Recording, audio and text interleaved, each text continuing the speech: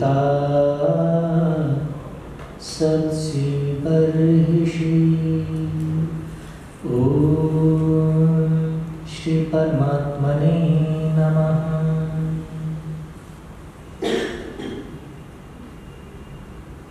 इस भव्य कार्यक्रम के अंदर इस आर्य समाज के प्रधान आदरणीय श्री अरुण जी थापर, मंत्री डॉक्टर वी दीक्षित जी, उप प्रधान जी शेखर जी गुप्ता, कोषाध्यक्ष जी हमारे अजय बत्रा जी और हमारे प्रचार मंत्री जिनसे मैं काफ़ी दिनों से बातें भी करता रहता हूँ, जुड़ा हुआ हूँ, हमारे संजय जी वीरमानी और मंच संचालिका बड़े सुंदर अपनी प्रस्तुति दे रही हैं बहन जी गीता भल्ला जी, धन प्रेमी सज्जनों, श्रद्धा में वंदनीय मातृशक्ति, आप लोगों ने स्वागत किया, आप लोगों का बहुत बहुत धन्यवाद।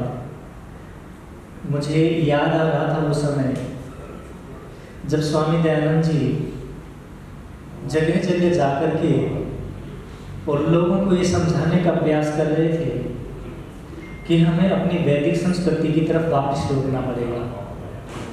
जो वेद हमसे दूर जाते जा रहे हैं, हमें वेदों के नज़दीक आना पड़ेगा। हम जिस गौरव को ऋषियों की परंपराओं को भुला बैठे हैं, उन परंपराओं को फिर से अपनाना पड़ेगा। और जब वो बातें बार बार दोहराई जा रही थी तो खड़े खड़े लोग उनके ऊपर पत्थर फेंकते थे, खड़े खड़े लोग उनके ऊपर धूल फेंकते थे और उनको ये कहते थे कि नहीं, हम जिन परंपराओं को लेकर के कहीं नदी के किनारे जा बैठो, हमें अपने हाल के ऊपर छोड़ दो। लेकिन स्वामी दयानंद जी तब भी उनकी बातों को ये कहते थे कि भाई तुम अभी मुझे नहीं समझ पा रहे हो, तुम मुझे नहीं समझ पा रहे हो, और जब तक तुम वापस वेद की तरफ न लौट पाओगे, तुम जब तक वैदिक मर्यादाओं की तरफ न लौट पाओगे, तब तक न तो राष्ट्र सुरक्षित रह सकता है और न आज जो बीमारियां इस देश के अंदर घट रही हैं, जो पाखंड बढ़ रहा है और जो इस प्रकार की महामारियों का दौर इस देश के अंदर चल रहा है, वो खत्म नहीं हो पाएंगी। और एक समय तो खड़े खड़े स्वामी दयानंद जी ईश्वर के बारे में बता रहे थे और बताते बताते कह रहे थे कि भाई तुम प्रतीकात्मक पूजाएं को छोड़ करके साक्षात परमात्मा की पूजा करना प्रारंभ कर दो। जब खड़े खड़े वो बातें कर रहे थे और करते करते कुछ लोगों ने कंकड़ मारे और कंकड़ मारे तो एक कंकड़ स्वामी जी के सिर के ऊपर लगा, जो लगा तो खून के धब्बे आ गए। स्वामी जी ने उस कंकड़ को उठाया, उठा करके देखने लगे, कहने लगे कि भाई ये कंकड़ आज तुम मेरे ऊपर फेंक रहे हो, वो इसलिए फेंक रहे हो क्योंकि मेरी बात को तुम अभी समझ नहीं पा रहे। तुम्हारी स्थिति ये नहीं है कि तुम मेरी बातों को समझ पाओ, वेद को समझ पाओ, ऋषियों की बात को समझ पाओ, लेकिन एक दिन आएगा जिस समय तुम वेद की बातों को समझना प्रारंभ करोगे, जब बुद्धि तुम्हारे भीतर आएगी और तुम परमात्मा को इस रूप में समझना शुरू कर दोगे। लेकिन उस समय शायद मैं तो शायद उस समय नहीं रहूंगा, लेकिन मेरी परंपरा के अंदर मेरे जो शिष्य हैं, जो मेरे अनुयायी लोग हैं, वो आएंगे और वो तुम्हें इस बात को कहेंगे, तुम्हें इस जो वेद की संस्कृति के बारे में बताएंगे। उस समय तुम उनके ऊपर तब भी मारोगे, लेकिन उस समय तुम्हारे हाथों में ये कंकड़ नहीं होंगे, उस समय तुम्हारे हाथों में फूल होंगे और मालाएं होंगी, क्योंकि उस समय तुम उनकी बातों को समझ पाओगे। ये मालाएं ये जो कंकड़ आज मैं देख रहा हूँ मेरे ऊपर बरसते हैं, ये एक दिन फूल बन करके मेरे अनुयायियों के ऊपर बरसते होंगे। स्वामी दयानंद जी तो चले गए थे, लेकिन जब उनके बाद में उनके अनुयायियों ने उनकी परंपराओं को आगे बढ़ाया, वेद की संस्कृति को आगे बढ़ाया और लोगों ने समझना प्रारंभ किया, लोगों की समझ में आने लगी बातें, तो वो कंकड़ फिर फूल बन गए। तो जब ये फूल मालाएं जब मंच के ऊपर आती हैं स्वामी दयानंद जी की बात कहने वालों के ऊपर, वैदिक संस्कृति को जीवन जीने के ऊपर, तो ऋषि दयानंद के वो खड़े और वो वाक्य फिर याद आने लगते हैं। तो हम प्रणाम करते हैं श्री ऋषि देव दयानंद को, जिसकी 200वीं जयंती के माध्यम से हम ये कार्यक्रम कर रहे हैं। और आज मैं एक महापुरुष को और अपनी भावांजलि, विशेष पुष्पांजलि दूंगा, श्रद्धा के साथ उसको हम प्रणाम करते हैं। 1459 ईस्वी के अंदर लगभग जिनका जन्म हुआ था, जिनको महात्मा नानक कहा गया, आज उनकी भी जयंती मनाई जा रही है। और हमारे विशेषता ये है हमारी संस्कृति की, हमने अपने गुरुओं को पूर्णिमा के साथ में जोड़ा है। पूर्णिमाओं के साथ में जोड़ करके हमने ये कहा है कि गुरु जो होता है ना वो पूर्णिमा तक पहुंचा हुआ होता है। अब उसके बढ़ने की, अब उसके अंदर और कोई कला ऐसी नहीं है जिसको अब विकसित होना, वो पूरे हो चुके होते हैं। और जो पूरे हो चुके होते हैं उन्हीं से जब हमें जीवन में कुछ मिलता है तो निश्चित रूप से हमारा सौभाग्य, हमारा जीवन पनपता है। तो मैं हमारे जो आदरणीय गुरु नानक देव जी रहे हैं, जिन्होंने महर्षि स्वामी दयानंद जी की तरह ही, या मैं कहूँ स्वामी दयानंद जी ने गुरु नानक की तरह ही परमात्मा के एकत्व स्वरूप को दुनिया के अंदर प्रचारित किया था। नानक जी भी जो कहते थे कि ईश्वर एक ही है, परमात्मा एक ही है, ओंकार एक सतनाम, ओंकार एक है, उसी की उपासना करो। वो जरे जरे के अंदर कौन सी ऐसी जगह जहाँ वो नहीं है। तो हम आज गुरु नानक जी को भी याद करते हैं और परमात्मा से प्रार्थना करते हैं कि ऐसे जीवन, ऊंचे जीवन, ऐसे आत्मा इस धरती के ऊपर सदा ही पैदा होते रहें, ऐसी शुभकामनाओं के साथ में अब मैं अपने विषय की तरफ चलता हूँ।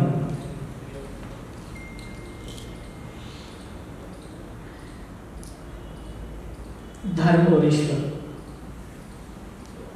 इस दुनिया के अंदर दो सबसे महत्वपूर्ण चीजें हैं। वो ऐसी चीजें हैं जिनके बगैर न तो प्रकृति अपना स्वरूप पैदा करती है, न तो प्रकृति का संतुलन बनता है, न प्रकृति अपने स्वरूप में होती है, और न ही इस प्रकृति के अंदर रहने वाला कोई भी जीव उससे छूट करके रह सकता है, उसके बगैर रह सकता है। और वो ये दो चीजें हैं, धर्म और ईश्वर। धर्म और ईश्वर जिस स्वरूप के अंदर ऋषियों ने, वेद ने कहा है कि धर्म वो होता है जो धारण किया जाता है, और धर्म वो होता है जो हमें धारण करता है। धर्म के दो स्वरूप होते हैं, एक तो वो जिसको हम धारण करके अपने जीवन को ऊंचाइयों तक लेकर के जाते हैं, एक वो जो हमारे को धारण करके हमारा अस्तित्व बनाए रखता है। जैसे मनुष्य एक जाति है, मनुष्य के अंदर मनुष्यत्व का जो धर्म है, मनुष्यत्व पाना जिसके भीतर, जिससे मनुष्यता आदमी के भीतर पैदा होती है, वो धर्म कहलाता है। और जो उस मनुष्य को मनुष्य बनाए रखता है, जो उस मनुष्य को मनुष्यत्व की तरफ धारण किए रखता है, वो भी धर्म कहलाता है। ये धर्म प्राणी और प्रकृति दोनों के अंदर एक जैसा घटता है। न तो प्रकृति को छोड़ करके प्राणी जीवित रह सकता है, तो न ही प्राणी को छोड़ करके प्रकृति जीवित रह सकती है। निश्चित रूप से मान लेना। हमें लगता है कि ये प्रकृति है ना, सारी की सारी जड़ है, लेकिन ये प्रकृति जड़ नहीं है।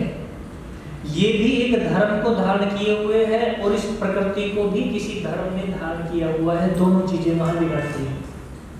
जैसे कहने को हमारा शरीर भी जड़ है, और जड़ होते हुए भी ये चेतन की तरह व्यवहार करता है। हमारी उंगलियां काम करती हैं, हमारा मस्तिष्क, बुद्धि, चेतन ये काम करती है, मन काम करता है, आंखें काम करती हैं, शरीर काम करता है, चलता फिरता है तो ये जड़ प्रकृति का बना हुआ। लेकिन क्योंकि आत्मा की चेतना के कारण ये जड़ भी चेतन की तरह काम करता है, व्यवहार करता है, ये इसका अपना एक धर्म है इस तरह काम करना। और ऐसे ही प्रकृति भी जड़ होते हुए परमात्मा की चेतना के साथ में जुड़ करके ये प्रकृति भी चेतना की तरह काम करती है, चेतनवत व्यवहार करती है। जैसे मनुष्य को जीवन जीने के लिए कुछ विशेष चीजें चाहिए, ऐसे ही प्रकृति को भी अपना जीवन बढ़ाने के लिए कुछ विशेष चीजें चाहिए। जैसे हमारे शरीर के अंदर घाव होते हैं, हमारा शरीर उनको सील लेता है, उनको ठीक कर लेता है, वैसे ही प्रकृति के भीतर भी जो घाव पैदा होते हैं उनको प्रकृति भी वैसे ही अपने भीतर अपने आप उसको ठीक कर लेती है जैसे शरीर कर लेता है। क्योंकि वहां परमात्मा की चेतना उन घाव को भरने के साथ काम करती है। जैसे अभी समय जब विस्फोट होते हैं तो प्रकृति मरती नहीं, क्या घाव नहीं होते?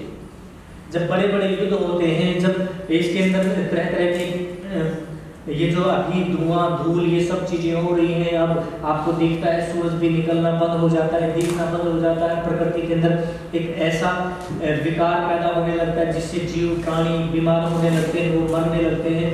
तो प्रकृति क्या करती है, अपने आप को ठीक करने के लिए बारिश आदि के माध्यम से, दूसरी चीजों के माध्यम से अपने आप को फिर कवर कर लेती है, रिकवर कर लेती है। तो ये बिना चेतना के और बिना किसी धर्म के ये स्थितियां पैदा नहीं होती। ये जिसको हम शाश्वत धर्म बोलते हैं, जिसको हम सनातन धर्म बोलते हैं, वो किसी का लिखा हुआ धर्म नहीं है, वो किसी का सुझाया हुआ, किसी का बोला हुआ धर्म नहीं है। वो धर्म है जो प्रकृति का अपना धर्म है। वो धर्म है जो वेद बताता है कि हमें प्रकृति के साथ में ऐसे ऐसे रहना चाहिए और ऐसे पदार्थों का उपयोग करना चाहिए। ये जो सनातन धर्म है, ये आज जिसको कहते हैं कि अगर मैंने लंबी चोटी रख ली या ये जो कोई पहन लिया या इस तरह के वस्त्र रख लिए तो मैं सनातनी हो गया, ये केवल बेवकूफी के सिवाय कोई बात नहीं। सनातन धर्म ऐसा धर्म है जो प्रवाह पहले से होकर के प्राणी मात्र के अंदर जो प्राण बन करके आता है और जो प्रत्येक जीवात्मा के साथ में जुड़ करके गधे को गधेपन की स्थिति में लेकर के जाने वाला जो धर्म है वो सनातन धर्म है। जो बंदर को बंदर बनाए रखता है वो सनातन धर्म है। जो इस प्रकृति के अंदर एक व्यवस्था बनाए रखता है, जब मिट्टी परमात्मा ने पैदा की थी तो उसके अंदर एक गुण और एक धर्म पैदा कर दिया था कि तेरे भीतर जब जब बीज पैदा होगा और जैसा जैसा बीज होगा तो उसको वैसे वैसे रस देती चले जाना, और वो तब से लेकर के आज तक वो रस देती चली जा रही है, लेकिन वो धर्म मारा नहीं। उन किसानों को देखो जिनको 70 साल हो गए अपना खेत जोतते हुए बोते हुए, किसानों को कभी मिट्टी ने ये नहीं पूछा कि अब की बार गन्ना मत बोना, मेरे पास रस की कमी है। उसने कभी ये नहीं कहा कि तुम अब की बार ये सेब संतरे के बागान मत लगाओ, मेरे पास में मिठास की कमी है, अब वो नहीं दूंगी। वो रस सदा ही उसके भीतर भरा रहता है। इसको कहते हैं सनातन धर्म, जो उस मिट्टी के भीतर रसों को धारण किए हुए है, वो सनातन धर्म है। लेकिन आज जिस धर्म और परमात्मा की जो बातें चलती है ना, वो न तो धर्म है और न परमात्मा है। क्योंकि धर्म तो वो होता है जो सब में एक जैसा बहता है और सबको एक रूप में ले आता है, पक्षियों को पक्षियों के रूप में, मनुष्यों को मनुष्यों के रूप में और पशुओं को पशुओं के रूप में। लेकिन आज देखने में ये आता है कि ये तो धर्म छूट गया है, ये तो कहीं दूर छूट गया है। अब मत मतांतरों को हमने धर्म स्वीकार कर लिया और प्रतीकात्मक रूपों को हमने ईश्वर स्वीकार कर लिया, जो कि दोनों के दोनों झूठे हैं। इस सभ्यता के अंदर जो कोई भी सभ्यता हो, चाहे हिंदुओं की हो, मुसलमानों की हो, सिखों की हो, पारसियों की हो, यहूदियों की हो, जितनी भी सभ्यताएं हैं सब की सब दोनों तरह से गलत दिशा के अंदर जा रही है, धर्म के रूप में भी और ईश्वर के रूप में, दोनों के दोनों गलत। आज दुनिया के अंदर आप देख लो, कभी भी महामारियों ने इतने लोगों को नहीं मारा, भूख ने कभी इतने लोगों को नहीं कर पाया, कभी कोई इस धरती के ऊपर इतनी दुर्घटनाएं नहीं हुई जितने लोग उन दुर्घटनाओं के कारण मरे, जितने ईश्वर और धर्म ने लोगों को मारा है। आज जिस रूप में धर्म को प्रस्तुत किया जाता है, वो धर्म केवल एक काम करता है कि तलवार कैसे धार तेज की जाए तलवारों की, और कैसे हमारे एक ही झंडे को इस दुनिया के अंदर फहराया जाए। आज केवल ये कहा जाता है कि नहीं, जो हमारा ईश्वर है वही संसार के अंदर सबसे महत्वपूर्ण है, उसके सिवाय और कोई दूसरा ईश्वर के समान या ईश्वर नहीं है। कि उसको चाहे अल्लाह कहो, उसको गॉड कहो, उसको किसी भी भाषा में कहो, इसको चाहे परमात्मा कहो, वो अपने अपने परमात्माओं को लेकर के और उनका व्यापार करते जा रहे हैं। उनका जितना बाजार बढ़ता जाएगा वो लोग उतना ही अपने आप को विशाल और विशालतम समझते जाते हैं। ये धर्म और परमात्मा, ये दोनों के दोनों ऐसी चीजें बन गई जो प्रकृति का भी विनाश कर रही है और प्रकृति के अंदर प्राणियों का भी विनाश कर रही है। तो ये दोनों की दोनों चीजें एक ऐसे दौर के अंदर होकर के निकल रही हैं जो इस सृष्टि को एक ऐसी स्थायी स्थिति के अंदर लेकर के चलेगी। आपको क्या लगता है, ये जो रशिया और यूक्रेन का युद्ध चल रहा है, जो उधर जो अरब कंट्रीज का जो उधर उसके अंदर चल रहा, वो युद्ध कैसे युद्ध है? क्या नहीं लगता आप वहां कहीं ना कहीं धर्म कहीं एक कोने में बैठा है, या कहीं एक ईश्वर की सत्ता वहां खड़ी की जा रही है? इस धरती को बांटने के दो ही तरीके हैं, या तो धर्म होता है या फिर ईश्वर होता है। और जब तक ये दोनों की दोनों चीजें इस रूप में रूप में प्रस्तुत की जाती रहेगी, तब तक इस धरती के ऊपर कभी शांति नहीं हो सकती और नहीं कभी सभ्यता ऊंची पैदा हो सकती है, धर्म पैदा हो सकता है। मैंने सुना है एक मंदिर के अंदर एक पुजारी, एक व्यक्ति लगभग 60-70 साल से दीपक जलाता, और दीपक जलाता परमात्मा से कहता कि परमात्मा मुझे तो बस स्वर्ग चाहिए और कुछ नहीं चाहिए। और वो स्वर्ग की कल्पना के लिए प्रतिदिन दीपक जलाता। 60-70 साल हो गए, बूढ़ा व्यक्ति हो गया, 75-80 साल की उम्र हो गई। उसको देख करके और 10-15 लोग और आकर के दीपक जलाने लगे, और दीपक जलाते जलाते एक दिन उन लोगों ने देखा कि भाई आज वो दीपक नहीं जला जो हमसे पहले जलता था। उन लोगों ने देखा कि उम्र बड़ी हो गई है और बहुत लंबे समय से वो दीपक जला रहा था, कभी उसके दीपक का नागा नहीं हुआ, कभी वो उसका दीपक छूटा नहीं, उसका दीपक हमें सबसे पहले यहाँ जलता दिखता था। आज बात क्या हो गई? कोई कुछ लोगों ने सोचा कहीं वो बीमार तो ना हो गए हो, या कहीं कोई ऐसी घटना घट गई हो जिसके कारण वो नहीं आ पाए, चलो जा करके देखते हैं वो व्यक्ति है कहाँ, क्या स्थिति है। वो जाते हैं 10-15 व्यक्ति उसके घर के अंदर, और जा करके देखते हैं वो व्यक्ति घर पे भी नहीं है। उसकी घर वालों से पूछा बात क्या है, क्यों नहीं आए वो मंदिर के अंदर? वो कहते हैं कि आज तो वो पागलों की तरह घूम रहे हैं और आज मंदिर में नहीं आए। हमने भी कहा था कि मंदिर में क्यों नहीं गए, तो वो जा करके पेड़ के नीचे बैठे और वहां नाच रहे हैं, खजड़ी बजा रहे हैं। लगता है बुढ़ापे के अंदर मन खराब, मस्तिष्क खराब हो गया उनका। तो जाते हैं और जा करके देखते हैं, वो कहते हैं अरे पागल, जीवन के जिस हिस्से में परमात्मा की सबसे ज्यादा आवश्यकता थी तू आज आकर के दीपक को जलाना भूल गया और यहाँ पेड़ के नीचे पागलों की तरह नाच रहा। वो व्यक्ति नहीं बोला, वो फिर कहने लगे कि चलो आओ और आकर के दीपक जला लो, हम तुम्हें लेने आए हैं, तुम पूछने आए हैं, तुम तो ठीक दिखाई देते हो, लेकिन ये पागलपन इस बुढ़ापे के अंदर तुम्हारे अंदर क्यों उतरा नहीं पता। वो व्यक्ति कहता है कि भाई शांत बैठ जाओ, शांत बैठ जाओ। मैं तो परमात्मा से एक ही बात कहता था, एक ही प्रार्थना करता था कि परमात्मा मुझे स्वर्ग दे देना इन सारे दीपकों की जगह के ऊपर, और आज मैं स्वर्ग को देख चुका हूँ, आज मैं जान चुका हूँ वो स्वर्ग क्या है। वो कहने लगे क्या है वो स्वर्ग, क्या देख लिया तूने? वो कहने लगा कि मैं जिस स्वर्ग की कामना करता था और इस धरती के ऊपर जिस चीज को मैं परमात्मा समझता था, मैं जिसके लिए दीपक जलाता था, वो बात ही कुछ और निकली। कहने लगे बात क्या हुई है बताओ। वो कहने लगा कि मैं रात को सो रहा था और सोते सोते एक ऐसी स्थिति के अंदर चला गया कि मुझे नहीं लगा ये शरीर कब छूटा, और जब छूटा तो मैं इस यात्रा से इस शरीर को छोड़ करके ऊपर स्वर्ग के अंदर निकला, और स्वर्ग के अंदर निकला तो मैंने देखा एक बहुत बड़ा दरबार लगा हुआ था, दरवाजा बंद था, और जाकर के मैंने दरवाजा खटखटाया। इतना ऊंचा दरवाजा था कि मैं ऊपर तक देख रहा था, लेकिन उसकी जो दरवाजे की जो खिड़कियां हैं वो मुझे पूरी दिखाई नहीं दे पा रही थी, मैं बहुत छोटा था उसके सामने। मैंने खटखटाया और ऊंची ऊंची आवाजें दी कि खोलो, द्वार खोलो, ये स्वर्ग का द्वार है और मैं स्वर्ग का अधिकारी हूँ, क्योंकि मुझे 45 साल हो गए दीपक जलाते हुए, परमात्मा से प्रार्थना करते हुए। वो दीपक वो खटखटा रहा था, उसकी खटखटाहट की कोई आवाज उस दरवाजे के ऊपर नहीं पड़ रही थी। कई देर से चिल्लाता रहा, चिल्लाते चिल्लाते ऊपर एक खिड़की के अंदर से किसी ने झांक करके बाहर देखा। ये कहानी केवल प्रतीकात्मक है, लेकिन बताना चाह रही बहुत कुछ। कोई भीतर से बाहर झांका और झांक करके उसने नीचे देखा। उस द्वारपाल ने जो भीतर था उसने देख करके नीचे देखा तो उधर उधर कोई दिखाई नहीं दिया।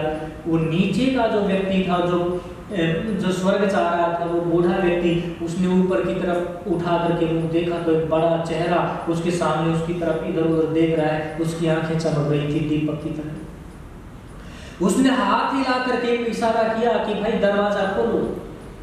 ऊपर से आवाज आई, कौन हो तुम, इतने छोटे इतने क्षुद्र जीव, कहां से आए हो? वो कहने लगा तुम मुझे नहीं जानते, मुझे सारा शहर जानता है।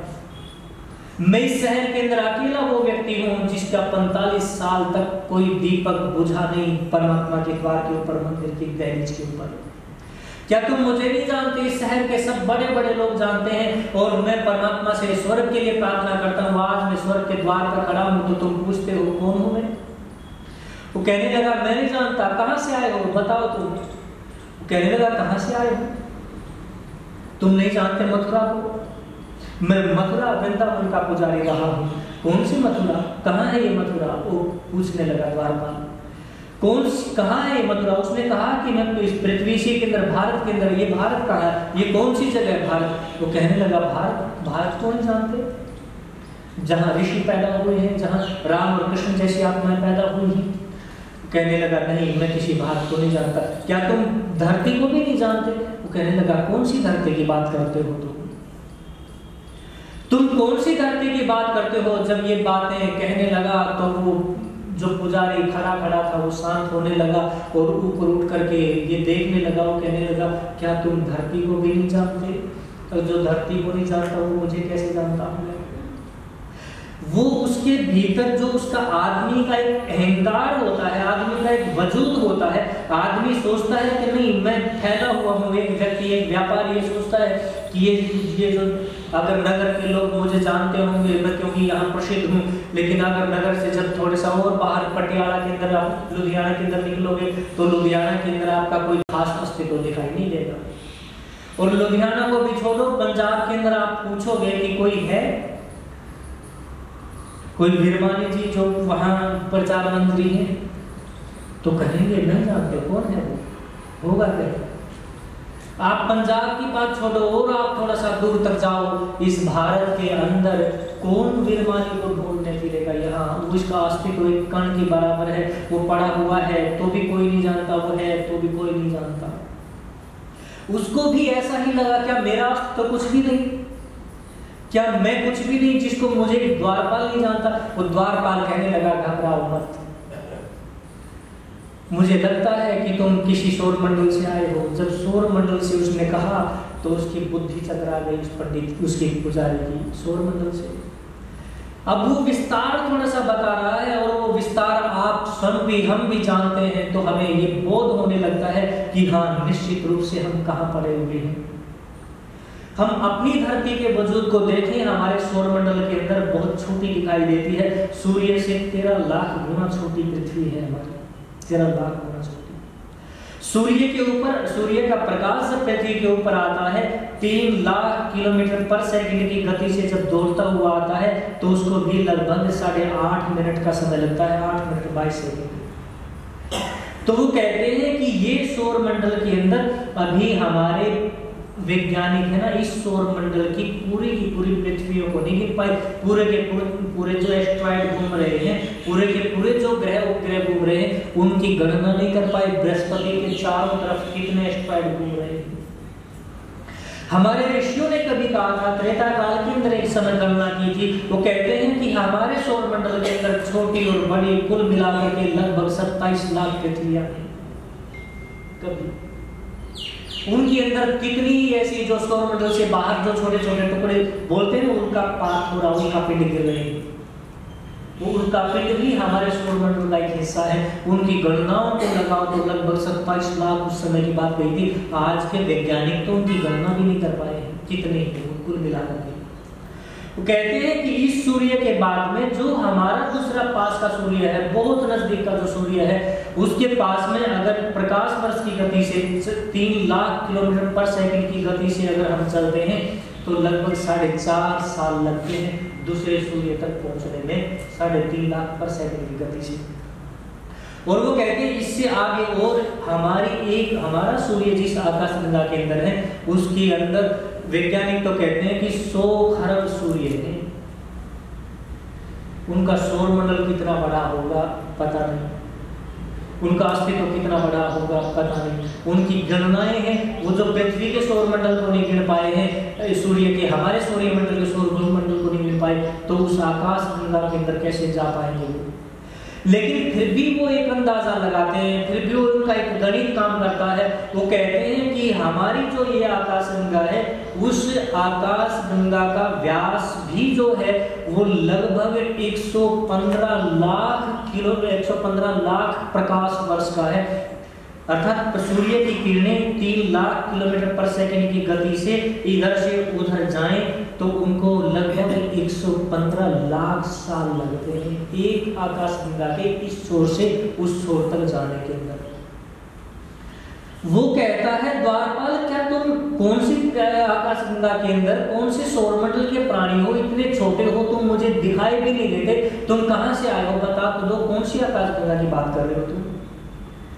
अब उस आकाश गंगा के अंदर अगर हम अपने सूर्य को ढूंढने फिरे जिसके अंदर खरबों सूर्य हैं, तो हम रेत का एक कण, बारीक कण भी कहीं ज्यादा अस्तित्व रखता होगा समुद्र के किनारे पड़ा हुआ या कहीं मरुस्थल के अंदर पड़ा हुआ।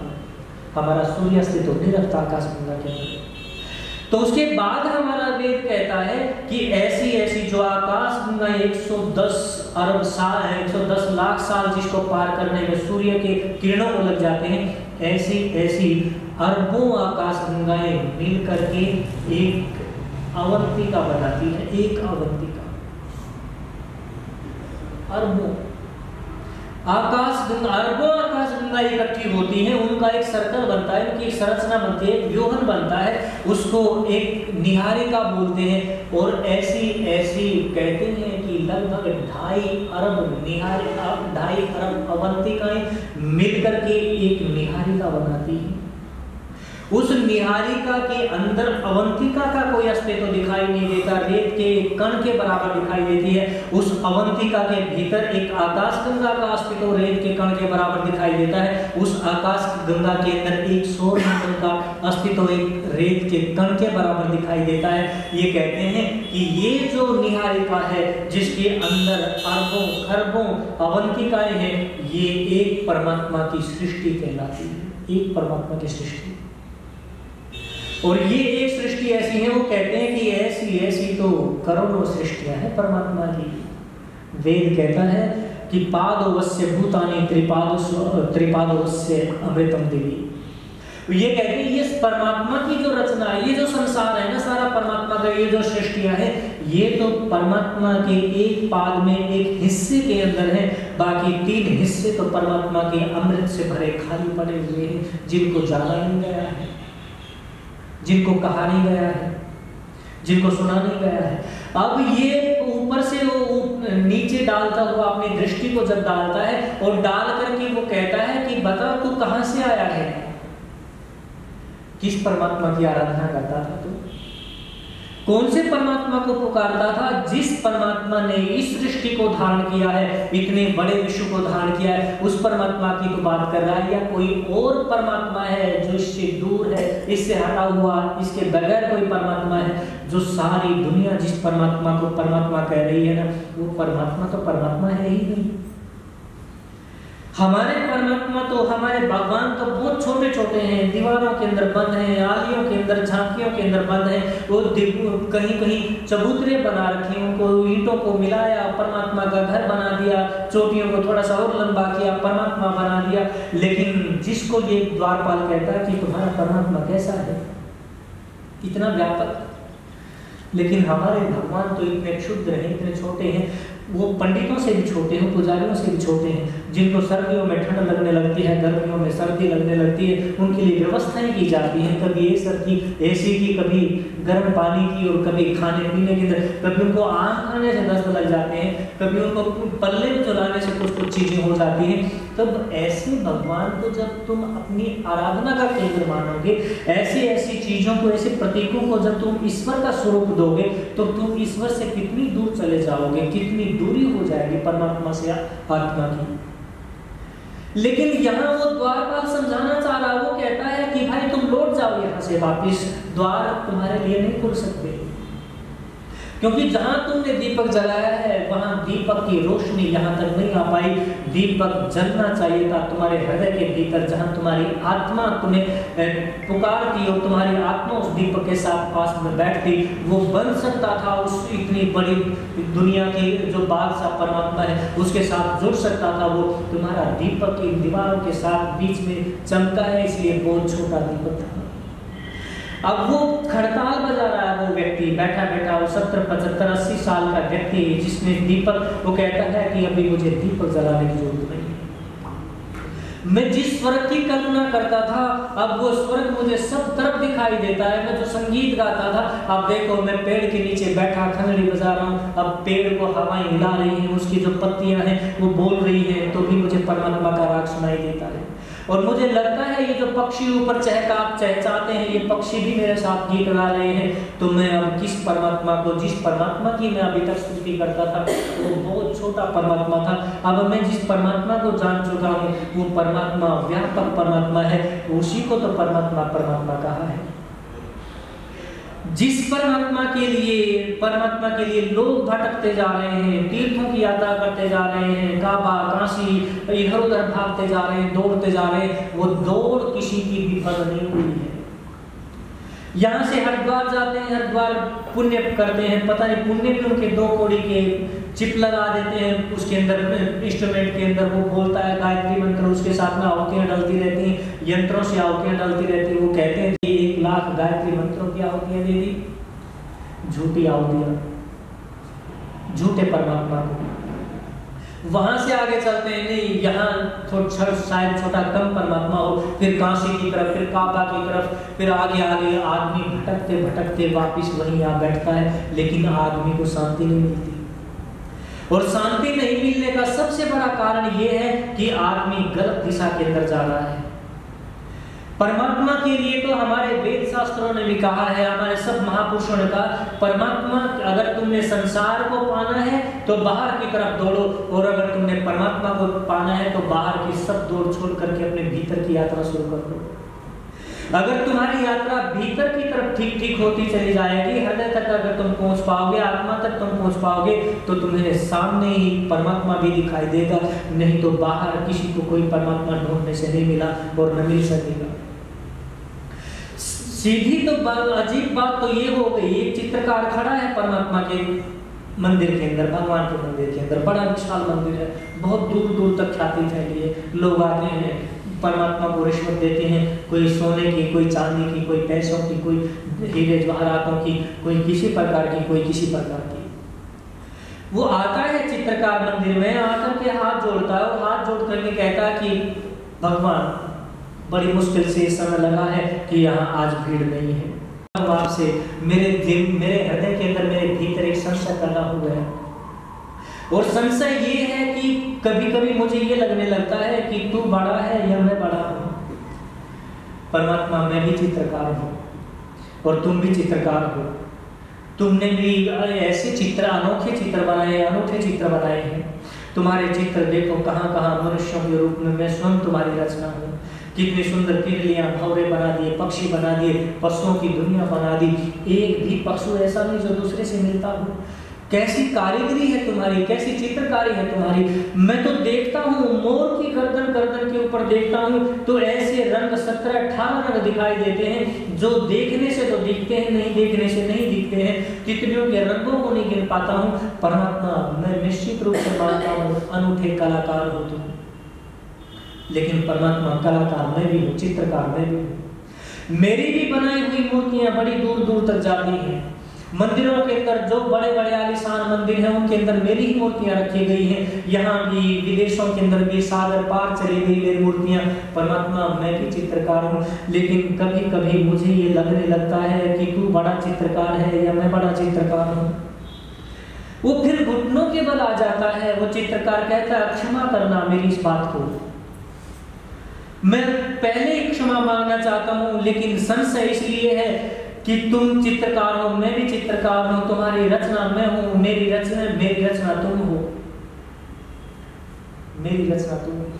लेकिन संशय इसलिए पैदा होता है, परमात्मा मेरी बनाए हुए चित्र के सामने, मेरी बनाई हुई मूर्ति के सामने तुम्हारी बनाई हुई मूर्तियां जब घुटने टेक करके गिड़गिड़ा करके मांगती हैं, तो मुझे लगता है कि मेरी मूर्तियां कहीं तुम्हारी मूर्तियों से ज्यादा श्रेष्ठ हैं। और तब मेरे भीतर ये संशय पैदा होता है कि तू चित्रकार बड़ा है या मैं चित्रकार बड़ा हूं। परमात्मा, मैं अब भी क्षमा चाहता हूं। मैं इसलिए चाहता हूं क्योंकि तेरी बनाई हुई मूर्तियां तो जीवात्माओं से युक्त है, चेतना से युक्त है, विज्ञान से युक्त है, ज्ञान से युक्त है, तरह तरह की आभाएं हैं, तरह तरह की प्रतिभाएं हैं उनके भीतर, तरह तरह का जीवन उनके भीतर है। लेकिन फिर भी वो घुटने टेकती हैं मेरी बनाई हुई मूर्तियों के सामने। तो मांगती हैं कि मुझे पुत्र दे दो, मुझे धन संपदा दे दो, मुझे भूमि दे दो, मुझे जायदाद दे दो, मुझे पद दे दो, मुझे प्रतिष्ठा दे दो। और मेरी मूर्तियों के सामने जब ये फरियाद रखती हैं, मेरी मूर्तियों से मांगती हैं, तो मेरी मूर्तियों को ये मानती हैं कि हाँ मिल ही जाएगा, और वो जा करके संतुष्ट हो जाती है।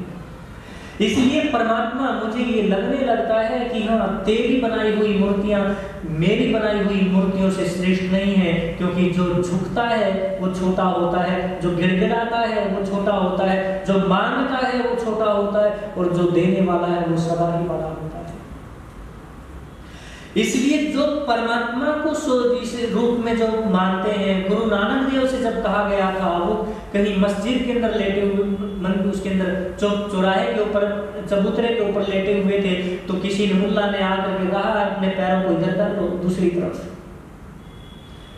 नानक कहने लगे बात क्या है? वो कहने लगे तुम्हें दिखता नहीं, तुम्हारे पैर जिधर है उधर अल्लाह का घर है, मस्जिद है उधर। तो उसने दूसरी तरफ कर दिए, दूसरी तरफ कर दिए, तो पुजारी आया, उसने कहा कि तुम अपने पैरों को दूसरी तरफ कर लो। नानक ने कहा अब क्या बात हो गई?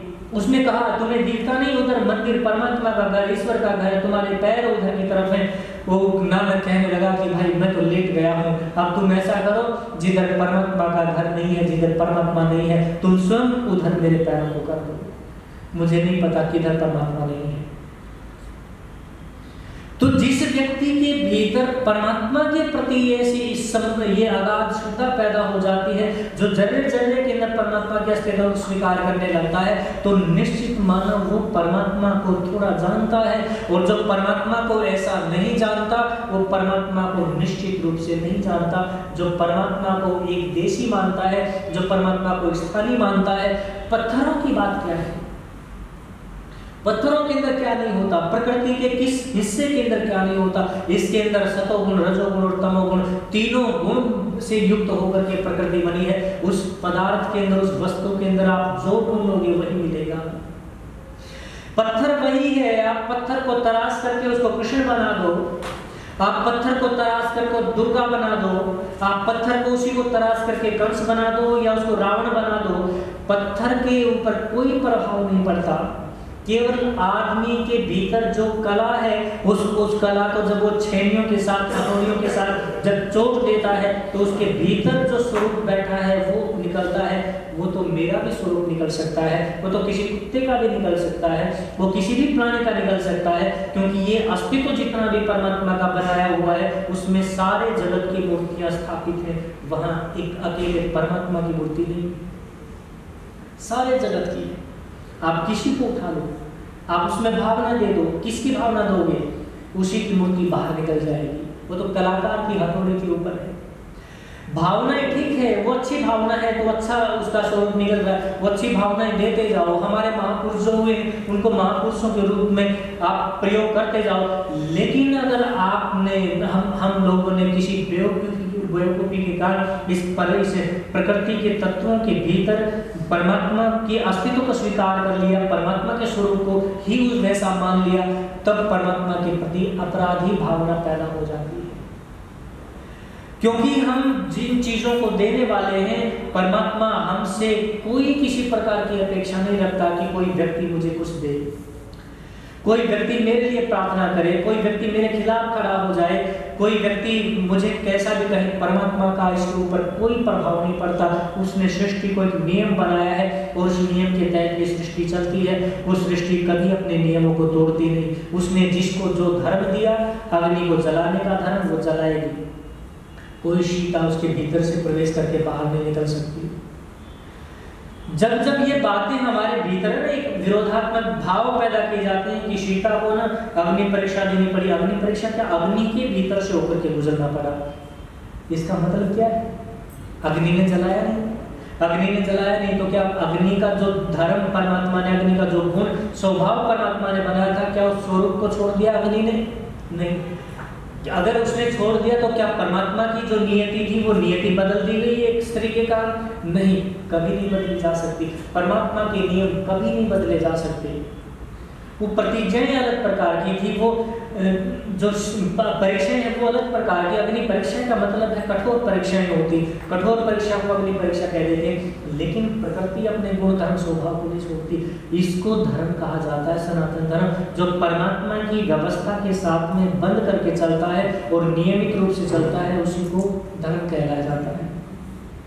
परमात्मा को कैसे माने, कैसे जाने? लोग कहते हैं कि कोई हर 10 साल के बाद में एक नया परमात्मा पैदा हो जाता है हमारे भारत के अंदर। आप सोचो, अभी एक नया अभी चल रहा है, अभी अस्तित्व उसका खत्म होने वाला है, 7-8 साल हो गए उसको लगभग चलते हुए, तो एक लड्डू गोपाल नाम करके, अब और 3-4 साल और चलेगा वो, उसके बाद में वो खत्म हो जाएगा, एक नई और चीज पैदा होगी।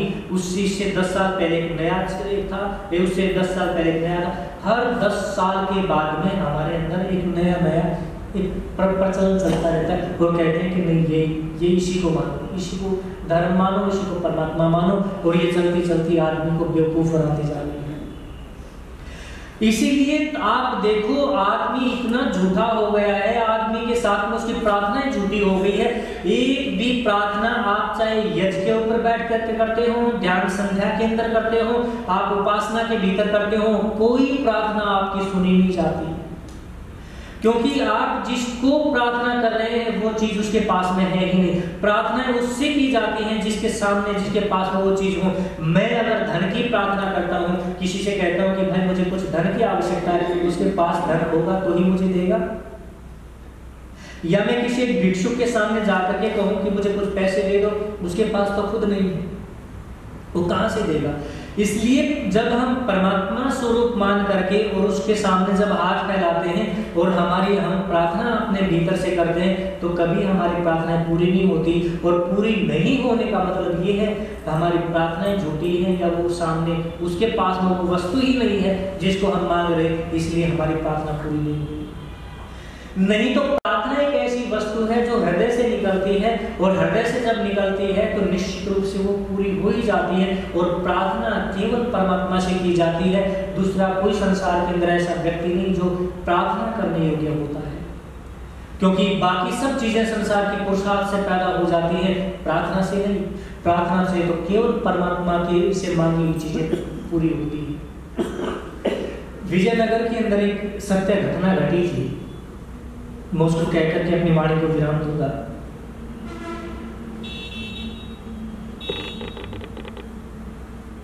वह एक संगीतकार था, बड़ा अच्छा संगीतकार था, बड़ी दूर दूर तक उसके संगीत की चर्चाएं चलती थी।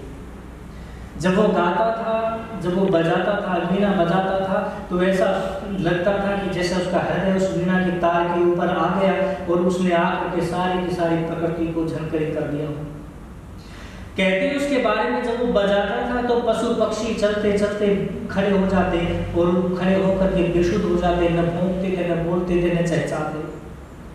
चलते चलते लोग उसको सुनने लगते, खड़े हो जाते थे और खड़े होकर के वो कहते कि हाँ, परमात्मा भी अगर कोई चीज होता होगा तो परमात्मा संगीत ही होता होगा।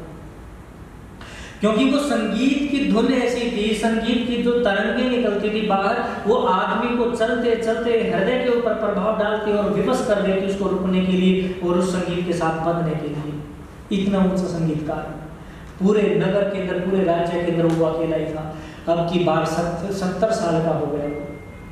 70 साल का हो गया तो वहां के राजा ने कहा कि भाई हमारा नगर का संगीतकार जो दुनिया में प्रसिद्ध है वो 70 साल का हो गया है, उसकी वर्षगांठ मनाई जाएगी, जन्मदिन मनाया जाएगा। जैसे आज हमारे प्रधान जी थे ना, जिन जन्मदिन मनाया जाता, कोषाध्यक्ष, हाँ अजय बत्रा जी कोषाध्यक्ष, उनका जन्मदिन मना रहे, तो उनके लिए भी कहा कि प्रार्थना करेंगे हम, जैसे वेद की ऋषियों के माध्यम से हम प्रार्थना की, उनके लिए भी प्रार्थना करेंगे। और क्योंकि उनकी ख्याति दूर तक है और राजा भी उनसे प्रभावित है, राजा सुनते हैं, तो राजभवन के अंदर उनका जन्मदिन मनाने के लिए लोगों को इकट्ठा कर दिया गया। दुनिया भर से बड़े बड़े लोगों को बुलाया गया, व्यापारियों को, धनवान लोगों को, राजाओं को, दूसरे जिनके पास जो था वो लेकर के आए, भेंट लेकर के आए। राजा ने अपने जैसा मुकुट उसका संगीतकार का बनवा दिया और अपने जैसा ही एक सिंहासन उसके अपने पास में रखवा दिया कि यहाँ बैठ करके इनका जन्मदिन मनाया जाएगा। दोनों राजा उधर बैठे हैं, वो इधर बैठे हैं संगीतकार, और बड़ी चर्चाएं चल रही है। राजा बता रहे हैं कि आपके लिए वो भेंट लेकर के आए हैं, हीरे मोतियों का एक बड़ा थाल है जो आपको इस भेंट के रूप में देंगे। उनके पास में एक बड़ी सुंदर लिबास है, बड़ा सुंदर, जिनकी कीमत इतनी ऊंची है, वो आपको पहनाने के लिए लेकर के आए हैं। ये आपके लिए अनूठी चीज लेकर, सबकी अनूठी बातें। और राजा ने कहा, ये मैंने मुकुट अपने जैसा तुम्हारे लिए बनाया है। और राजा ने मुकुट वो संगीतकार के सिर के ऊपर रख दिया। जब ये बातें चल ही रही थी तो द्वार के सामने कोलाहल, कोई आवाजें आ रही थी, और वो आवाजें हर बार ऊंची होती जाती, तो उधर की तरफ लोग देखने लगते। और आवाजें क्या थी, बाहर एक भिखारी, एक भिक्षुक, वो अंदर आना चाह रहा था दरबार के अंदर, और द्वारपाल उसको रोक देते। द्वारपालों को कहता कि भाई वो संगीतकार, मैं उसका बड़ा प्रेम करता हूँ, मुझे अंदर जाने दो, आज उनका जन्मदिन मनाया जा रहा है। वो सिपाही उसको देखते हैं कि उसके पास में है कुछ भी नहीं, फटे हुए वस्त्र हैं, टूटे हुए जूते हैं, उनके हाथ में कोई उपहार नहीं है, उसको फिर भगा देते कि क्या है तुम्हारे पास में देने को, तुम जाओ। वो कहता है कि क्या है मेरे पास कुछ नहीं होगा तो क्या मैं नहीं दे पाऊंगा, क्या मैं नहीं मिल सकता उसे? नहीं मिल सकते तो जाओ वापिस। वो लौट जाता, फिर आता, फिर कहता, फिर हाथ जोड़ता। अब की बार, जब कई बार उसको भगा दिया गया, अब की बार आकर के वो बैठ गया और रोने लगा जोर जोर से, मुझे जाने दो एक बार। वो आवाज अंदर तक पहुंच गई। संगीतकार ने पूछा, भाई बात क्या हो गई, क्या कारण है, कौन रो रहा था? वो कहने लगे कि कोई भिखारी है और कहते हैं कि वो आपसे प्रेम करता है, लेकिन उसके हाथों में कुछ नहीं उपहार। संगीतकार कहने लगा कि भाई मुझसे प्रेम करता है, प्रेम से बढ़कर उपहार क्या हो सकता है, बुलाओ उसको, लाओ अंदर लाओ उसको। उसको अंदर लाया, सब देख रहे थे उसकी तरफ। सारे जिनके हाथों के अंदर बड़े कीमती उपहार थे मुस्कुरा रहे थे उसको देख करके भिखारी को। भिखारी आया, वो आकर के उसके सामने झुका और झुक करके प्रणाम किया कि मुझे आज आपको कुछ उपहार देना है, मेरे पास तो कुछ है नहीं देने के लिए, ये सब बड़े बड़े लोग बैठे हैं, मैं तो भिक्षुक हूँ और आपके संगीत से प्रेम करता हूँ, आपके संगीत को मैं परमात्मा मानता हूँ, इसलिए आप मेरे भगवान हो, आप मेरे परमात्मा। वो झुका और झुक करके उसने प्रणाम किया संगीतकार को। प्रणाम किया तो उसकी आंखों से आंसू निकले और उसके चरणों के ऊपर जा गिरे। संगीतकार उठा और उठ करके कहने लगा कि तुम पूछते हो ये क्या लाया है मेरे लिए? होंगे तुम्हारे हाथों के अंदर बड़े कीमती रत्न, होंगे तुम्हारे हाथों के अंदर बड़े ऊंचे ऊंचे ये लिबास और दूसरी चीजें, लेकिन इनसे कहीं ज्यादा कीमती इसकी आंखों से गिरे हुए प्रेम के दो आंसू हैं जो कहीं कीमती है तुम्हारे मोतियों से। क्या ये प्रेम से बढ़कर के भी कोई उपहार हो सकता है? उसने कहा कि तुम इसके ऊपर हंसते हो, हंसने का कोई कारण नहीं है। लेकिन वो उठ करके फिर उसके हाथ जोड़ करके कहने लगा कि मैं भी तुम्हें कुछ भेंट देना चाहता हूँ। कहने लगा क्या भेंट दोगे? प्रेम से बढ़कर के क्या भेंट हो सकती है? वो मैंने स्वीकार कर ली तुम्हारी। वो कहने लगा नहीं, मैं अभी 35 साल का हुआ हूँ और परमात्मा से वो प्रार्थना करता है, प्रार्थना करता है। मैं कहता हूँ मैं तुम्हारे लिए प्रार्थना करने आया हूँ। वो संगीतकार कहने लगा प्रार्थना करने आया हो, कैसी प्रार्थना? और वो हाथ जोड़ करके प्रार्थना करता है कि हे परमात्मा, मेरा अभी 35 साल का जीवन मैंने जिया है और इसके बाद जो मेरी आयु बची है वो इस संगीतकार को दे दो। मैं अपनी आयु संगीतकार को भेंट करना चाहता हूँ। वो व्यक्ति झुका और झुक करके उसके चरणों को छुआ, लेकिन जैसे चरणों को छुआ संगीतकार ने उठाना चाहा तो वो व्यक्ति वहां नहीं था। वो व्यक्ति वहां नहीं था और वहां उसको उठा करके देखा तो उसके प्राण छूट चुके थे। अब वो उठ करके संगीतकार कहता है कि आज तक मुझसे ये पूछते थे लोग मेरा गुरु कौन है, मेरे हृदय के अंदर जो वीणा बजती है, मेरे भीतर जो संगीत नाचता है, मेरे साथ में जो ये प्रकृति मेरे से जो जुड़ने लगती है, इसका गुरु कौन है? मैं आज तक किसी को नहीं बता पाया मेरा गुरु कौन है, क्योंकि था नहीं। परमात्मा ने स्वयं मुझे ये कला दी थी। कहीं कहीं मैंने सीखा था, निश्चित रूप से सीखा था, लेकिन वो उतने बड़े गुरु नहीं हो सकते। लेकिन इस संगीत से भी बड़ी चीज आज मैं सीख पाया हूँ और वो चीज है प्रार्थना। आज तक मुझे नहीं पता था कि प्रार्थनाएं इतनी ऊंची भी हो सकती है, इतनी गहरी भी हो सकती है, इतनी बड़ी भी हो सकती हैं। लेकिन आज इस व्यक्ति ने मुझे प्रार्थना सिखा दी, इस भिक्षुक ने मुझे प्रार्थना सिखा दी, जिसने अपने जीवन को मुझे भेंट कर दिया। वो प्रार्थना का ही तो बल था। आज से अगर कोई पूछे मेरा गुरु कौन है, तो आज से बता देना ये फकीर, ये भिक्षुक मेरा गुरु है, कह देना। ये जो प्रार्थनाएं होती हैं, ये प्रार्थनाएं उस व्यक्ति के भीतर से ही पैदा हो सकती हैं जिन्होंने परमात्मा को छोटा नहीं समझा, परमात्मा को विशाल व्यापक मान लिया। उस फकीर ने परमात्मा को संगीत मान लिया था। उसको जहां से कोई वीणा की ध्वनि सुनाई देती तो उसको लगता कि यहाँ परमात्मा है।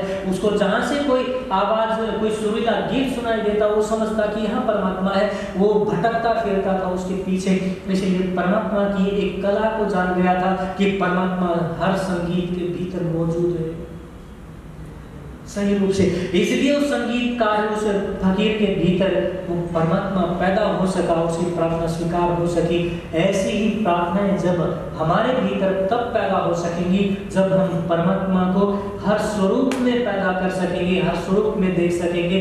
कहीं एक छोटी जगह के ऊपर नहीं जो हमें भी छोटा बना देती है, कहीं एक अकेली जगह के ऊपर नहीं जहां विस्तार को खत्म कर दिया जाता है, जहां दूसरी जगह को हटा दिया जाता है परमात्मा से, एक दहलीज के भीतर नहीं जहां बाकी अस्तित्व को अंधेरे में रख दिया जाता है। परमात्मा को जो सब स्वरूपों के अंदर, परमात्मा को जो व्यापक रूप के अंदर देखना शुरू कर देता है, तो निश्चित रूप से वो धर्म और परमात्मा को जानने लगता है। आप लोगों ने मेरी थोड़ी सी बातों को सुना, आप लोगों का बहुत बहुत धन्यवाद। ओम शांति शांति शांति। आज का जो हमारा विषय था धर्म और ईश्वर का स्वरूप, ये जितने छोटे शब्द हैं इनके अर्थ उतने ही विशाल हैं।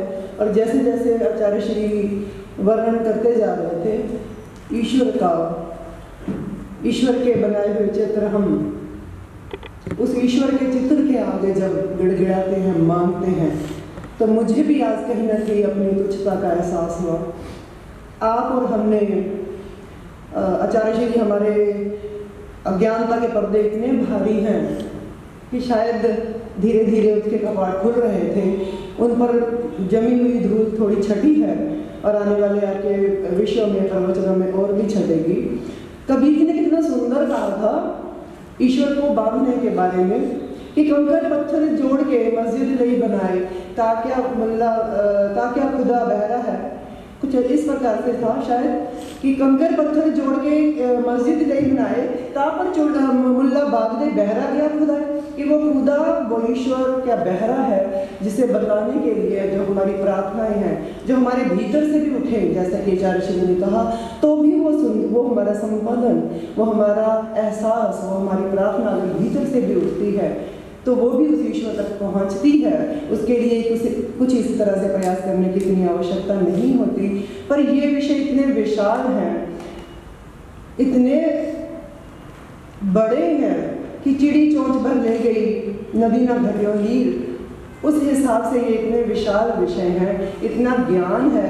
शायद हमारे किसी कवि ने कितनी सुंदर बात कही थी, अगर उस बात को मैं इन शब्दों में लेना चाहूँ, उस कवि की बातों में, तो हम कहीं ना कहीं हम जैसे तुच्छ प्राणी, हम जैसे अज्ञानी प्राणी ईश्वर को प्राप्त कर सकते हैं। इसके लिए शायद हमें अपने वेदों की ओर, उस ईश्वरीय वाणी की ओर लौटना पड़ेगा। जैसे कि किसी कवि ने कहा था कि वैदिक धर्म बढ़ाते चलो, वेदों की ज्योति जगाते चलो, और सबसे आसान है राह में मिले जो दीन दुखी, सबको गले से लगाते चलो। तो ईश्वर को शायद प्राप्त करने का इससे छोटा मार्ग और कोई नहीं हो सकता। आदरणीय आचार्य श्री ने इस विषय में कितनी बातें रखी। अगर आपके मन में किसी के कोई संदेह हो तो 1-2 मिनट में उस संशय का निवारण कर सकते हैं अपने प्रश्नों के माध्यम से। तो अगर कोई प्रश्न है तो आप कर सकते हैं।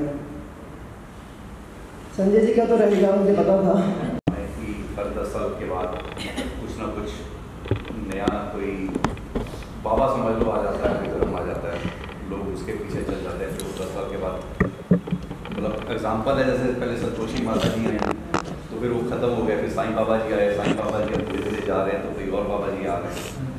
तो ये प्रक्रिया हमारे मत के अंदर चलती है, धर्म के अंदर तो नहीं कह सकते, मत के अंदर चलती आ रही है। तो जैसे आपने बताया कि प्रार्थना हमें किससे करनी है, आप बता रहे थे, तो प्रार्थना सफल वहाँ होती है जिससे जो देने वाला है उसको आगे प्रार्थना करो तो सफल होती है। लेकिन अभी हमारी सोसाइटी के अंदर क्या हो रहा है, हर 10 साल के बाद कोई ना कोई आ रहा है। अभी नॉर्थ इंडिया के अंदर एक और बाबा जी आ चुके हैं, मैं चलो नाम नहीं लेता, कोई उसके श्रद्धावान भी होते हैं। अब वो लोग उसके वहाँ पे जाते हैं, उसका कोई जैसे कोई सत्संग होता है, और फिर जैसे मेरे जैसे दोस्त हैं, मेरे कई दोस्त हैं, वो वहाँ पे अनाउंस करते हैं मैंने बाबा जी का कहा तो मेरा ये काम हो गया, मेरी ये बीमारी दूर हो गई, मेरी ये वो हो गया। वो सारा श्रेय वो बाबा जी को चला जाता है। तो आप कह रहे हैं कि ईश्वर को प्रार्थना करने से होता है, लोगों का जो है आप कह रहे हो कि जो लोग कह रहे हैं कि इन बाबाओं को करने से होता है, तो इसमें बड़ा कंफ्यूजन है हमारे लिए आचार्य। उसके अंदर अपनी संवेदना, अपनी तरंगियाँ होती हैं, अपना स्वभाव होता है, और जब जब उसके स्वभाव से हम जुड़ते हैं तो उसका प्रभाव हमारे ऊपर आता है। और जितने गहरे से आएगा, अगर आप हिमालय के ऊपर बैठ करके ध्यान करते हैं या नदी के किनारे बैठ करके ध्यान करते हैं या किसी पेड़ के नीचे ध्यान करते हैं, तो इन सब की अपनी अपनी वस्तु स्थिति अलग अलग होती है। जिन ऋषियों को अपनी उम्र लंबी बढ़ानी होती थी तो किसी बरगद जैसे पेड़ की जिसकी खुद उम्र बहुत ज़्यादा लंबी होती है उसके नीचे बैठते थे। उसके नीचे बैठने से उसका प्रभाव उसके शरीर के ऊपर, उसकी संवेदनाओं का, उसके रस का, उससे छाया का, उसका शरीर का प्रभाव पड़ता था। और वो ऋषि लोग 700, 800, 1500 साल तक पेड़ों की तरह ही लंबे लंबे जीवन को जिया करते थे। पत्थरों के अंदर भी, पहाड़ों के अंदर भी अपना प्राण होता है, अपने एक तरह की संवेदनाएं होती है, अपनी एक स्मृति होती है, जल की भी अपनी स्मृति होती है, सब चीज़ों की अपनी होती है। अब विज्ञान इसी तरफ बढ़ रहा है, तो जब उनकी चीज़ों से हम जितना गहरा जुड़ते हैं तो वहाँ दो चीज़ें काम करती हैं, एक तो वस्तु के साथ में जुड़ने का, और दूसरी वो जो प्रार्थना है वो हमारी प्रकृति के पास में जाती है, जिसको लॉ ऑफ अट्रैक्शन आजकल की दुनिया के अंदर एक चीज़ बोलते हैं। जब हम मन में बैठ करके किसी चीज़ को ले विचार करने लगते हैं, वो मुझे मिले, वो मुझे मिले, वो मुझे मिले, और किसी के सामने जा करके उसके सामने वो व्यक्ति केवल एक व्यक्ति उसके पास में जा करके नहीं कहता, उसने उसके लिए कम से कम भी 20 जगह के ऊपर माथा टेका होगा, 20 जगह गया होगा, 20 गुरुओं को उसने कहा होगा कि वहाँ मैं जाऊँगा तो मुझे ये मिलना चाहिए, मुझे ये मिलना चाहिए। उसने इतनी बार दोहरा लिया और इतनी गहराई से दोहरा लिया, एक तो वो चीज़ उसको मिलनी थी, दूसरी प्रकृति भी उसका सहयोग करते उसको मिलने से। केवल अकेली वो चीज़ें नहीं होती, जो वहाँ जाते ही नहीं, कहीं उनकी कौन सी स्वार्थ पूरे नहीं होते, उनकी वो प्रार्थनाएं पूरी नहीं होती हैं, सबकी होती हैं। और जो वहाँ जाते हैं उनमें से केवल 5% ही लोग हैं, 100 गए तो केवल 5 लोग ही होंगे जो ये कहेंगे कि भाई हमारी तो प्रार्थना पूरी होगी। लेकिन वो 95 क्यों नहीं? क्यों नहीं? क्योंकि अभी और भटकना है, अभी उनकी जो भीतर की जो काम है ना, जो अभी प्रार्थना है उसकी अधूरी है, प्रार्थना कह लो उसको, या उसके लिए प्रयास करना अधूरी है, उसकी मेहनत अभी अधूरी है। जब वो पूरी हो जाएगी, वो किसी के सामने खड़ा हो तो पूरी हो ही जाएगी। वहाँ वो व्यक्ति मायने नहीं रखता, वहाँ उसका ये देखना पड़ता है कि उसकी मांग कितनी बड़ी है, उसके भीतर है ना, उसके प्रति आकर्षण कितना है। और जिसके प्रति जिसकी मांग जितनी गहरी हो जाती है ना भीतर, उतनी वो चीज़ उसके प्रति उतनी ही ज़्यादा आकर्षित होती है जितनी हम उसके प्रति आकर्षित हो जाते हैं, और वो मिल जाती है। ये प्रकृति का नियम है। ये है उस, आप ये देखो ना, ज्योतिषों के पास में बैठो, ये बेचारे बैठे फुटपाथों के ऊपर कहीं कहीं नग बेचते, नगीने बेचते हैं, अंगूठियाँ तुम ये पहनोगे तो ये हो जाएंगे। अगर कुछ होता तो वो यहाँ बैठते क्या? उनकी भी अपनी कोठियाँ होती, उनके भी अपने बड़े भवन होते, वो भी कहीं ऐसी जगह, ये छोटे छोटे दुकानदार 2-2 पैसे के अंदर वो पत्थर बेच रहे हैं या हाथ देख रहे हैं, उनकी अपनी किस्मत, उन्होंने उनको रोड के ऊपर बैठा रखा है। अगर कुछ प्रभाव इनके पड़ते या कुछ बदलाव वो प्रकृति के अंदर, स्वभाव के अंदर कर सकते तो बेचारे पहले तो अपना उद्धार करते। उनको भी पता है प्रकृति के नियति को, प्रकृति के स्वभाव को, हमारी अपनी नियति को, प्रकृति की नियति को आज तक कभी कोई प्रभावित नहीं कर पाया है, कभी कोई बदल नहीं पाया है, न कोई बदल सकेगा। अटल शाश्वत नियम है, सनातन नियम है, इसको कोई बदल नहीं सकता। किसी से प्रार्थना, कोई से प्रार्थना करने से कोई चीज मिल गई तो नहीं मिल सकती, कतई नहीं मिल सकती। नहीं तो वो दूसरों से नहीं मांगते, वो मांग रहे खुद, जो वहां बैठे हुए हैं, नेचुरली ढंग से ही मिलेगी, और वो मिलेगी जिसके लिए वो प्रयास कर रहा है, और जो उसके योग्य है उतनी मिलेगी। उसका हमारे प्रारब्ध कोई छोटा तो नहीं है। 1,96,08,53,000 साल हो गए इस प्रकृति को बने, इसमें हमने कितनी करोड़ों अरबों बार जन्म ले लिया है, और क्या क्या नहीं बने होंगे हम महात्मा नहीं बने होंगे क्या, हम इंद्र नहीं बने होंगे क्या, हम राजा नहीं बने होंगे क्या, हम फकीर नहीं बने होंगे क्या, क्या क्या नहीं बने होंगे। सारी स्मृतियाँ हमारे पास में है, वो एक एक करके कब क्या मिलना है वो उसको पता है, उसको पता है। वो चीज़ें, वो घटनाएं हमारे जब एक साथ हमारे सामने आ जाती हैं, हम सोचते हैं अचानक कैसे हो गया। अचानक कुछ भी नहीं होता प्रकृति के अंदर, सब व्यवस्थित है, और वही है जो आपके साथ में जुड़ा हुआ है, सब व्यवस्थित है। तो वो वहाँ से नहीं मिलता। हाँ, होता है ऐसा, वो कहीं भी आप रेलवे स्टेशन के ऊपर खड़ा होकर रेल के सामने हाथ जोड़ करके ना 100 व्यक्ति एक साथ प्रार्थना करेंगे ना, तो उनमें से हो सकता है 10 व्यक्तियों की प्रार्थना उसी समय पूरी हो जाए। लेकिन रेल तो नहीं अपने आप में कुछ ऐसा, लेकिन वो उनमें से हो ही जाती है, बढ़ता ही रहता है किन्हीं का। बहुत सब लोगों के भीतर कामनाएं पड़ी हैं, उनकी कामनाएं किसी न किसी की होती रहती है, पूरी हर समय होती रहती है। किसी के सामने कर लो तो होगा ही, ठीक है, उसको उससे जोड़ देते हैं, वो फिर गलत हो जाता है। ठीक, बहुत बहुत धन्यवाद। शायद अपने नेत्र को बंद करके अंदर ही भगवान को देखें। ओम यो शांति अंतरिक्ष सर्वं शांति पृथ्वी शांति आपा शांति ओषधयः शांति वनस्पतयः शांति विश्वे देवाः शांति ब्रह्म शांति सर्वं शांति शांतिरेव शांति सामा शांतिरेधि। ओम शांति शांति शांति। ओम जो बोले सो अभय। बोलो महर्षि स्वामी दयानंद की, जगत गुरु स्वामी विजयानंद की, मर्यादा पुरुषोत्तम रामचंद्र जी की, योगीराज श्री कृष्ण महाराज की, सब संतों की, सब महात्माओं की, भारत माता की, गौ माता का आर्य समाज, वेद की ज्योति, ओम का झंडा, वैदिक ध्वनि।